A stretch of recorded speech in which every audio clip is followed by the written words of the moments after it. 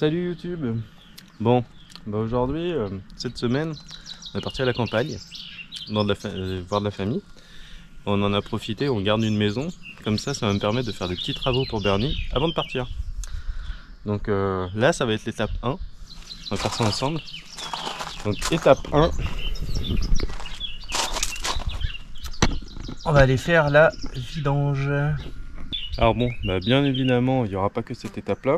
On va en profiter, on va bricoler pas mal Bernie cette semaine. Bon, alors petit point du coup, pour faire une vidange. Bon, alors j'ai regardé les préconisations constructeurs sur le net et dans le carnet d'entretien du véhicule. Oui, parce que j'ai le carnet d'entretien du véhicule et en français.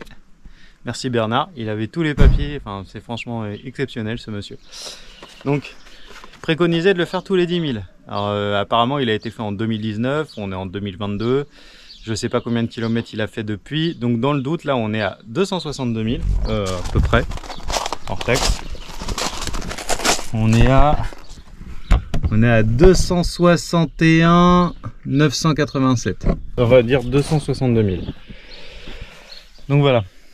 Donc du coup je vais le faire à 262 000, comme ça je saurai à combien je l'ai fait, et puis je pourrai repartir sur une base fiable. Parce que là je sais que ça a été fait, mais je sais pas combien de kilomètres il a fait, et puis du coup ça fait quand même 3 ans. L'huile elle s'use aussi à stagner, enfin à s'altère. Donc voilà, donc pour faire votre vidange, déjà il vous faut un filtre qui est important à changer, parce que faut le changer à chaque vidange. Encore un bon point pour Bernard, il en avait un d'avance, il me le filait avec le véhicule. Donc il m'a vraiment filé énormément de trucs. Vous allez voir le départ cet été, j'ai des accessoires introuvables pour le van et qui fonctionnent encore. Donc j'ai le filtre, j'ai le carton pour pas me râper les genoux, j'ai le seau pour récupérer l'huile et j'ai un chiffon. Maintenant je cherche l'ouverture d'huile. Et puis quand même, je vais reprendre 2 secondes. Mais bon, ok, c'est chiant, faut passer sous le camion, vous voyez, c'est pas confortable, je suis mal installé, enfin. Ça dure pas très longtemps normalement. Quand j'aurai trouvé le bouchon, je l'aurai repéré définitivement. Par contre, ça me donne un avantage certain, parce que la plupart des gens ne passent pas sous leur camion. Moi, j'y serais allé. Donc quand j'ai acheté le véhicule, Bernard il m'a dit oui, que le dessous du camion il avait été refait, il était super sain. Bah je confirme. Bernie il est de 83, regardez le dessous.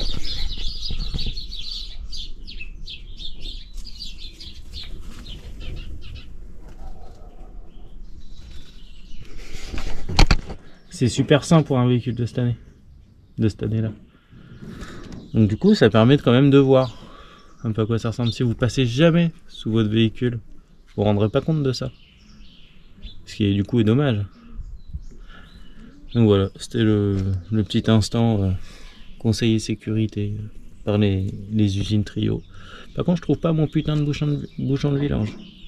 Je vais le trouver, mais pour l'instant, je cherche. Alors ça y est, j'ai trouvé. Et l'huile est cool. Donc ça c'est le carter d'huile. Et regardez où se trouve l'ouverture, bien cachée derrière. Donc pas mal. Là vous voyez, il y en a déjà pas mal. Donc, je pense que ça remplira pas le seau. Et ça, l'écrou là, c'est le bouchon. Et une fois que tout sera vide, après on changera le filtre ensemble.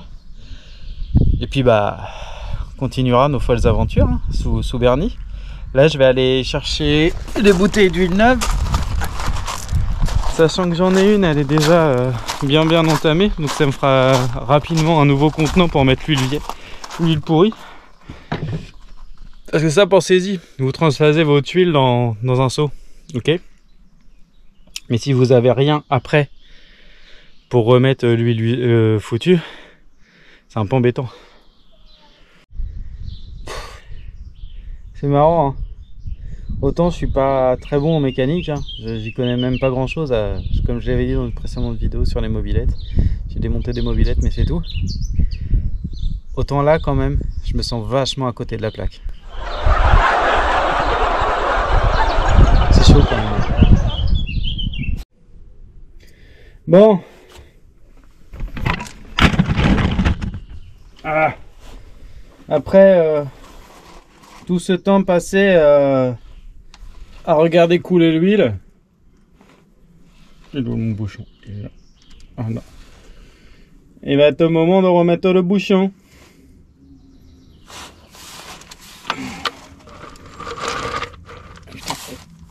Ça fait une quantité d'huile les gars, je vous raconte pas.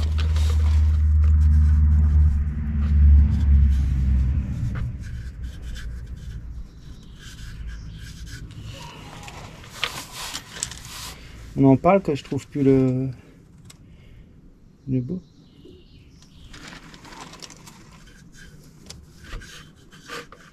Voilà. On remet le bouchon.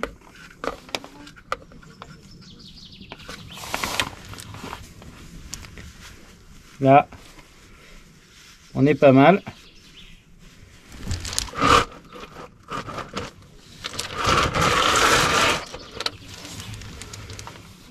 Là, maintenant, on va le resserrer un petit peu. Hein. Alors, j'espère que c'est bien cadré, hein, parce que moi, franchement, je vois rien.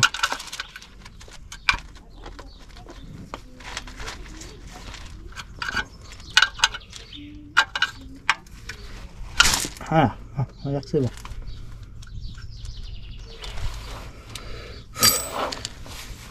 Voilà, donc ça, le vide d'huile est fait. La vidange, quoi.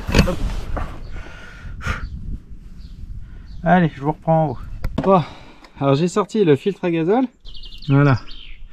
Alors j'ai pas pu vous filmer hein, parce que c'est ultra étroit. Et comme vous voyez, là il y a une grosse vis. Vous la dévissez, le filtre il descend. Vous rattrapez-le parce que sinon vous allez vous retrouver avec de l'huile plein les pieds. Et puis après, vous mettez l'autre en dessous. Donc faut arriver à glisser vos mains. Franchement, j'ai des grosses paluches, j'ai galéré, mais ça passe. Donc avec mes grosses paluches, ça passe. Et après, vous revissez. Et comme ça, quand vous revissez, le filtre il se resserre. Et après, il faut finir avec une clé. Donc là, je suis sur une clé de 22. Ah, c'est de la bonne clé. Hein. Vous voyez. Hop. Allez. Et voilà, il n'y a plus d'huile. Vous voyez. Hop. Maintenant, on va refaire le plein. Alors, petite précision. Quand même, le filtre que j'ai changé. C'est marqué filtre fuel. Je pense que fuel, ça doit être l'essence. Parce que l'huile, c'est oil en anglais. Et c'est vrai que j'ai pas pensé. Donc, nous, on a tendance à foutre du fuel partout. Mais eux, ils sont pas d'accord là-dessus. Donc, c'était un filtre à gasoil. Parce que vu l'odeur, c'est que j'ai percuté que j'avais peut-être dit une connerie quand même. Ouais, désolé, je me suis fait attaquer par une guêpe. Donc voilà, bon bah là je refais le plein d'huile, puis après on va passer au reste des bricolages qu'il y a à faire dans Berny. Et il y en a pas mal, parce que là pour l'instant c'est que la phase moteur, mais après il y a la phase habitation et la phase extérieure qui viennent. Allez, on fait le plein d'huile et après on continue. Voilà, dans cette bouteille là il me restait 1 litre, donc je peux y aller, hein. Je suis sûr que 1 litre ça couvrira pas les besoins de Berny. Hein.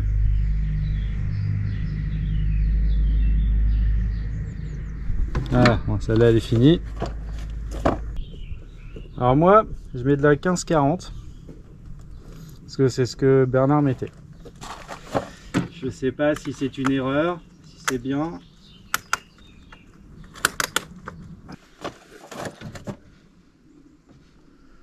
Là, je sais d'après la quantité d'huile que j'ai eu dans mon bidon. Ça me permet d'évaluer à peu près combien il va falloir que j'en remette. Donc 1 litre, clairement on est loin. Je pense que je vais commencer à surveiller à partir de 4 litres. Là c'est un bidon de 5. En gros à la moitié je vais surveiller.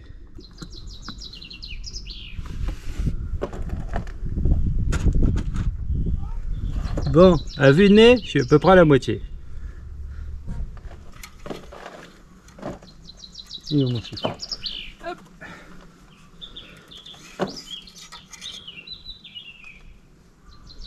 Vous voyez, à peu près à la moitié. Je touche même pas le fond.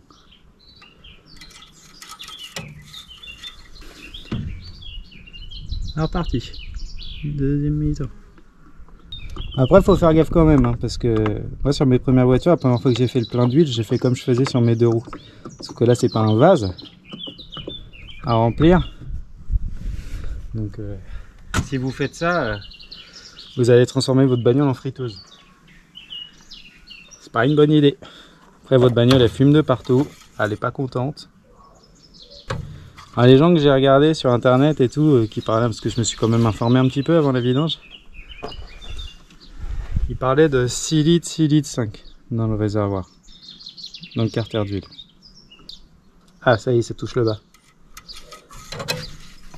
Ouais, entre l'huile c'est un liquide visqueux, donc entre le temps où vous le faites couler et le temps où il arrive en bas, c'est quand même un liquide qui va couler le long des parois, il va pas couler brutalement comme de l'eau. Donc n'hésitez pas pendant votre vidange, faites des pauses, mettez pas tout d'un coup, parce que là c'est encore en train de descendre. Vous voyez, le premier coup j'avais rien au bout, là j'ai un petit cran. Voilà, je sais pas si vous verrez bien, vous voyez, là ça arrive là. Ça veut dire que je suis pas très loin du minimum. Je pense que là je peux en mettre encore un petit peu. Mais ouais, vous précipitez pas. Ça c'est ce qu'on appelle un piège à con. Qu'après, quand ça va finir de couler, bah, ça va dépasser le niveau. Et hop, friteuse. Alors, attends que ça descende un peu. Ah, là j'ai passé le minimum. Vous voyez, vraiment pas y aller trop vite. Que l'huile, quand votre moteur va chauffer, elle va bouillir. Donc elle va prendre plus de place qu'elle n'en prenait lors de votre plein d'huile. Et du coup, si vous dépassez le niveau du plein d'huile, elle va s'expanser davantage. En fait, il y a quand même une marge qui est prévue pour prévoir que l'huile, quand elle va bouillir, ça va taper. Parler purement de l'aspect financier. Une vidange dans un garage, vous en avez pour 100, 150 balles. 100 balles si le garage est honnête, parce que en fait, la main d'œuvre coûte un moins. Là, moi, ça m'a pris 2 heures. 26,60 € de bouteille d'huile. Ah, je pense que le calcul est vite fait. Après, si vous avez un véhicule moderne, vous aurez sûrement pas le choix de la faire en garage. Moi, je voulais un vieux véhicule pour pouvoir en faire le maximum. Il y a des trucs que je ferais pas moi-même, genre un joint de culasse, non, j'ai pas envie quoi, je suis pas chaud. Un joint de culasse, faut une chèvre. Alors pas la chèvre qui fait baie, hein.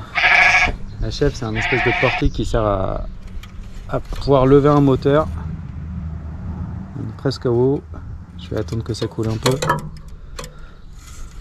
Ça sert à lever un moteur pour pouvoir le sortir d'un capot. Ça, si vous n'êtes pas garagiste, normalement vous l'avez pas. Allez, maintenant on va voir si ça démarre ensemble. Je vous reprends à l'intérieur. Je chope les clés en fait, tout de suite. Fou, nous voici dans Merny. Test.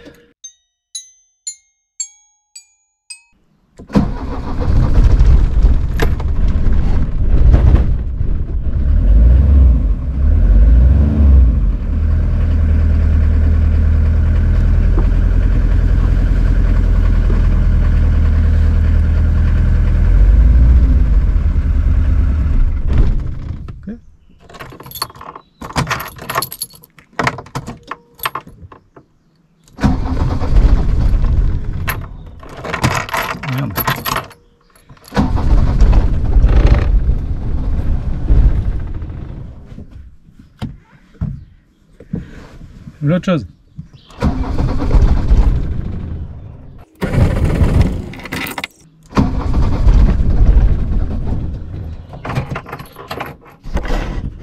On est d'accord que c'est pas l'éclate. Bon, on a un problème.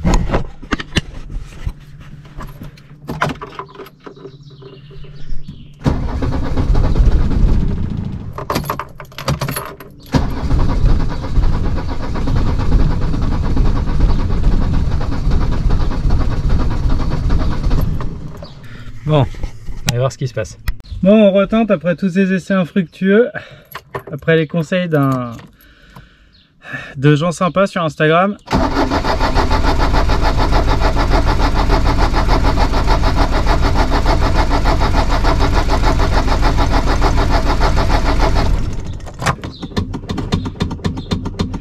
Pompe. Je me dis, je sais pas, il y a peut-être de l'air dans le circuit, il faut peut-être pas. Bon, du coup, comme je cherchais d'où ça venait, en attendant, j'ai aussi nettoyé mon filtre à air. Donc, c'est toujours ça de prix.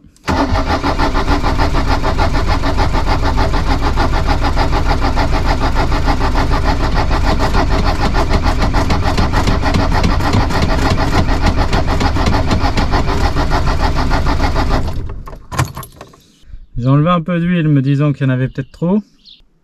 C'est pas ça.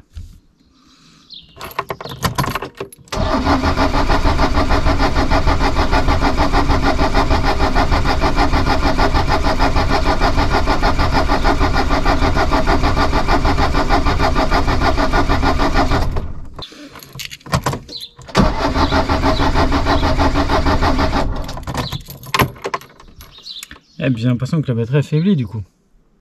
Bon alors, après avoir réamorcé le filtre à gasoil, je voulais vérifier quand même qu'il y avait de l'essence dedans. Donc il y en avait bien, qui a fini par arriver au bout de toutes mes tentatives de démarrage, je pense. Donc là, de ce côté-là, c'est bon. Par contre, du coup, en cherchant un peu sur internet, puis avec l'aide de Sam2Go, je mettrai leur lien vers leur Instagram en bas aussi. Je pense que j'ai peut-être de l'air dans le circuit et tout. Donc là, je suis en train de pomper. Donc je voulais vous montrer quand même. Alors, vous allez pas, ça va être compliqué, hein, mais je vous montre ça. Vous voyez en fait une petite pompe là que j'ai desserrée. Et là, il y a un tuyau. Donc celui-là, là, il y a du gasoil qui passe. Et en fait, à chaque fois que je pompe, il y a des petites bulles qui passent. Je sais pas si on les verra bien, la caméra. Du coup, ça c'est pas bon, quoi. S'il y a de l'air dans le circuit, bah faut le purger. Donc c'est ce que je suis en train de faire.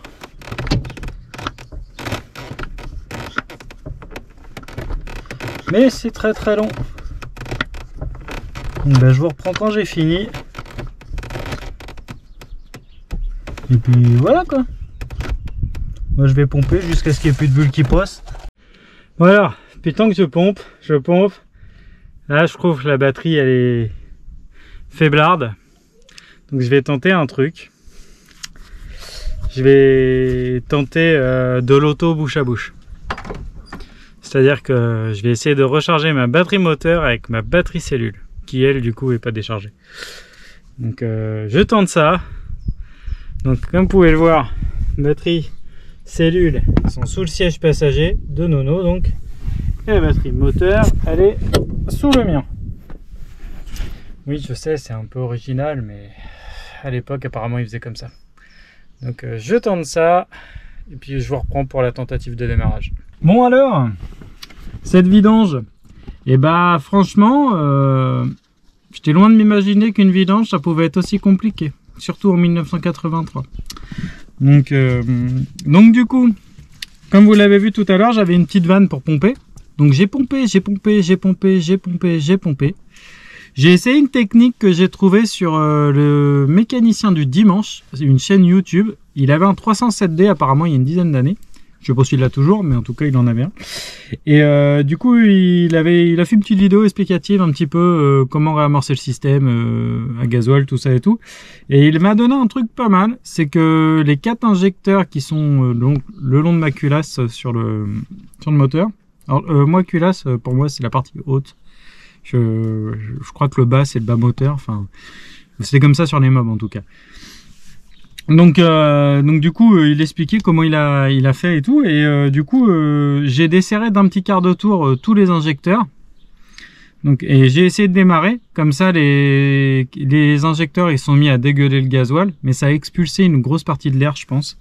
Après je les ai resserrés, j'ai repompé un petit peu manuellement avec ma pompe qui avait en bas, qui était en bas. Et du coup bah tout ça fait que j'ai fini par arriver à dégager l'air. Et maintenant Bernier est parmi nous. Donc vidange faite, filtre à gasoil fait, et du coup comme je savais pas d'où venait la panne, j'ai aussi nettoyé le filtre à air. Donc finalement c'est pas tellement perdu. Vous voulez que je vous montre où il est le filtre à air? Je vais vous montrer quand même vite fait.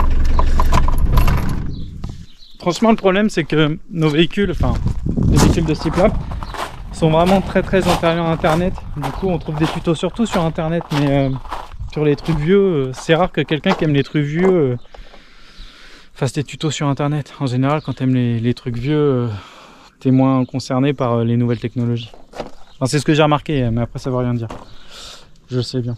Donc plein d'huile, jauge à huile, filtre à gasoil, ça c'est ce qu'on a fait tout à l'heure. Et là-dedans, on a un gros filtre à air. Bon, du coup, je vais pas leur démonter parce que c'était très chiant.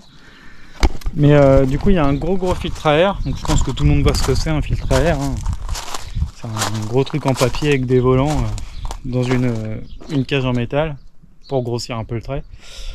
Donc voilà. Donc ça, du coup, tout est bien nickel, tout est bien nettoyé. comment vous dire? Bon bah, là je suis en train d'attaquer le tableau de bord, donc je vous emmène avec moi. Alors bon, déjà on a eu des dégâts. Il se trouve que on a un petit chien que je nommerai pas. J'avais fait installer une prise autoradio il y a quelques temps. Il l'a bouffé. Je sais pas si on verra bien à la caméra, mais c'est vraiment maqué quoi. Et c'est un chewing-gum. Donc voilà. Donc du coup voilà. Donc bah là j'en suis au fait que cette prise là du coup je l'ai coupée parce que elle est inutilisable dans l'état actuel. Donc pire faudra remettre des dominos si un jour on met un poste de radio. Mais je vous cache pas que le poste de radio, Bernard, quand j'ai acheté le fourgon, m'avait dit wow, de toute façon le poste de radio vous le mettrez jamais, vous allez voir, c'est un coup à choper la cerise. Je confirme.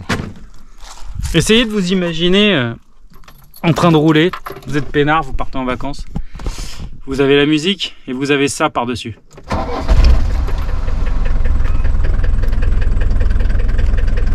Parce que là j'accélère pas en plus, je suis au point mort. Donc clairement, je pense qu'il a raison, la musique, enfin le poste de radio, c'est à quoi choper la cerise sur ce bahut. Donc ce que je vais faire,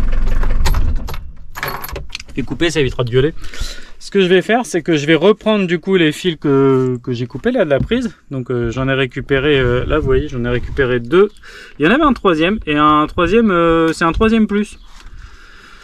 Donc je sais pas trop, je sais pas pourquoi, ça se trouve sur les prises de poste il y a 2 plus, hein. C'est tout à fait possible, il y a des trucs comme ça. Donc ça m'étonnerait pas plus que ça. Donc du coup là ce que je suis en train de faire c'est que j'ai réussi à retrouver qui était quoi. Alors je vous ai un peu passé les détails parce que c'est archi long, enfin ça a été archi long, j'étais avec mon testeur là comme un bourricot et tout. Et j'hésite, est-ce que je fais directement du coup je branche directement mes prises USB, donc j'ai testé, hein, ça fonctionne en direct. Ou est-ce que je mets un domino, je remets des fils après pour me permettre au cas où plus tard, si jamais j'ai envie de mettre un truc dans le tableau de bord en plus, d'avoir des fils en plus. Vous feriez quoi vous? Permettre une sortie? Parce que du coup là si je les mets en direct, je ferme le circuit. Est-ce que fermer le circuit mais laisser une échappatoire pour si un jour je fais un truc en plus, c'est pas mieux? Donc bah du coup vous auriez fait quoi? Vous dites-le dans les commentaires. Moi je pense que je vais le mettre en direct parce qu'honnêtement je vois pas ce que je pourrais brancher d'autre à part un poste, et vu le bruit que ça fait, je suis pas sûr qu'il y ait un intérêt profond d'avoir un poste. Donc mais dites-moi en commentaire, vous auriez fait quoi? Vous auriez quand même laissé une porte de sortie vous? Alors du coup j'ai ces 2 fils là, faut que j'arrive à les passer. Voilà. Une forêt de fils. Je crois qu'il y a moyen de gruger si j'ouvre un peu le capot moteur. Oui, mon capot moteur est dedans.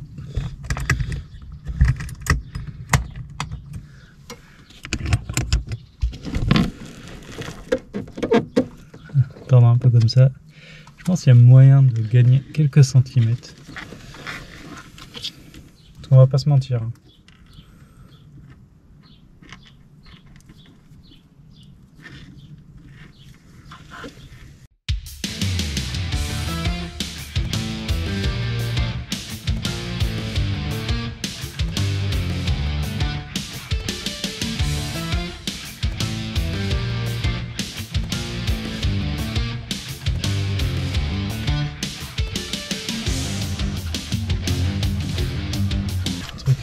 J'avais réussi.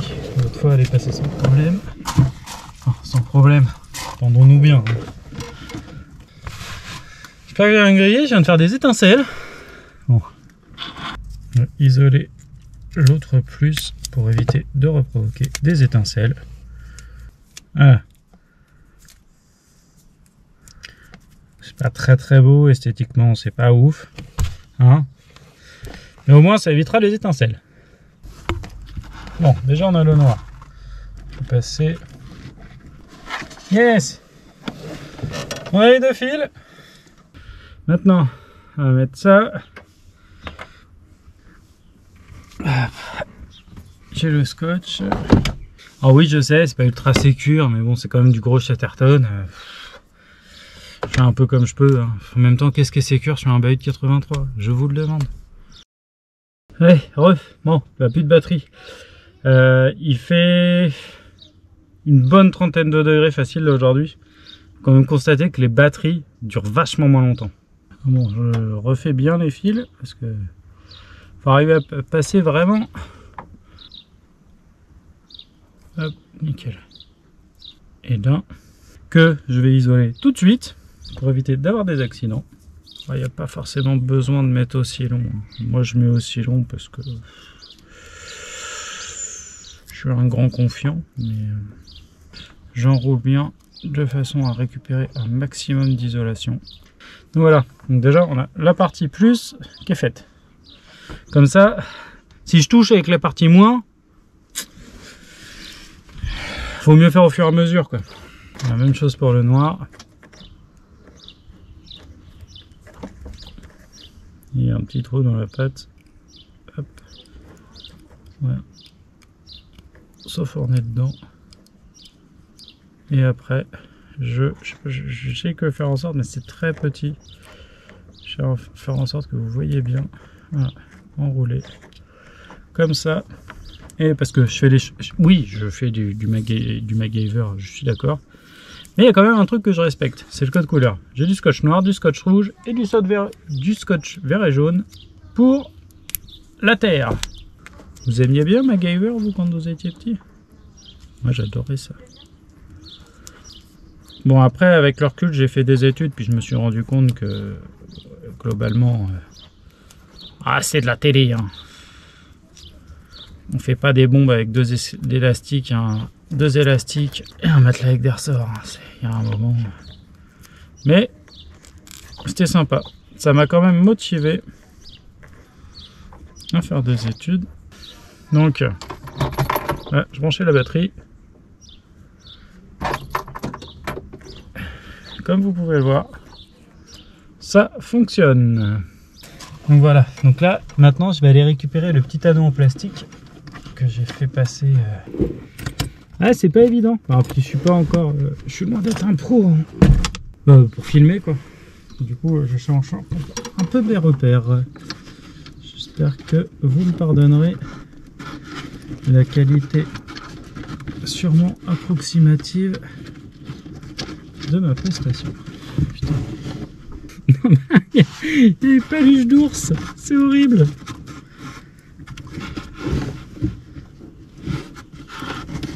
Attends, mais elle rentre ma main là ici normalement. Elle va rentrer plus loin. Ah peut-être. Ah ouais. Ah ouais.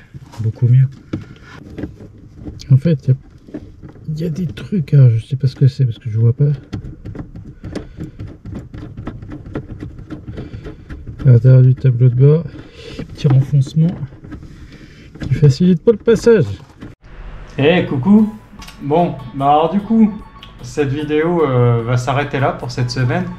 Je suis désolé, mais en fait, je viens de me rendre compte que la vidéo elle va durer 1 heure. Donc je vous la coupe en deux. Vous aurez vous avez eu cette partie-là, la d'une demi-heure, et la semaine prochaine vous aurez la deuxième partie. Parce que j'essaie d'écouter la communauté. Vous m'avez demandé des vidéos plus longues. Mais là, je vais passer des vidéos d'habitude de 10 à 15 minutes et des vidéos de 30 minutes. Donc, je ne suis pas sûr qu'1 heure vous tenez quand même. Enfin, dites-moi dans les commentaires si vous auriez aimé qu'elle sorte en une seule vidéo puis que je fasse que des vidéos de 45 minutes, 1 heure. Je peux le faire, mais je préfère y aller progressivement. Donc là, pour cette semaine, la vidéo, c'est fini. N'oubliez pas de vous abonner, de partager, de liker si vous voulez aider la chaîne. Parce que du coup, comme vous avez vu, on met plein de trucs en place et puis là on part pour un gros road trip. Donc je vous dis pas encore où, hein, vous verrez quand on y sera. Mais du coup voilà. Donc moi je vous dis à plus pour une prochaine vidéo, à plus sur la route. Allez, ciao!